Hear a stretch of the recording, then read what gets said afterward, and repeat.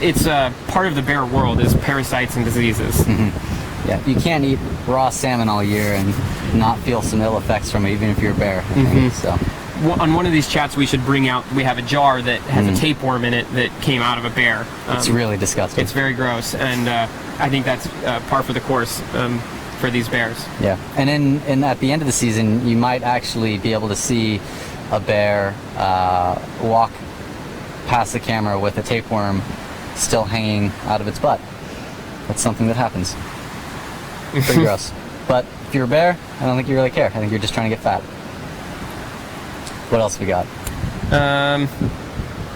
What of the famous Brooks bears do you most want to see?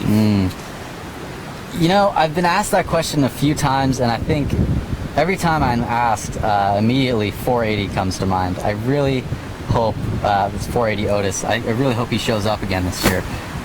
He's got a lot of charisma, a lot of personality.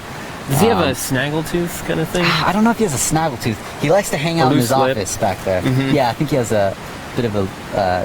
Maybe you could explain that too, that the bears have specific areas at the falls, that it's an order of dominance kind of thing. So yeah, the most dominant bears will hang out in the jacuzzi.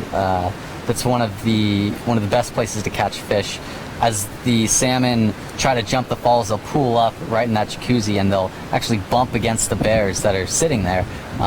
And from there, the bear can just pin it against its chest and start eating. Another good spot to hang out and catch fish for the bears is right on the lip. As the fish jump the falls, they'll just catch them right out of midair, and that's where a lot of photographers want to get their pictures. You know, a bear actually catching a fish right out of midair.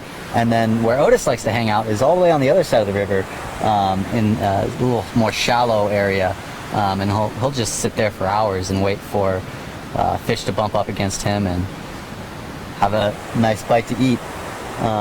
There's only one spot on the falls where the fish are actually successfully able to jump, and that's in that middle, a little bit more to the left than the middle of the falls. The water, it's deep enough that when the water comes over the falls, it creates an upward motion, and it kind of gives the fish a boost up, and they can jump the falls more easily there. We've seen a few make it up to the top, but it seems like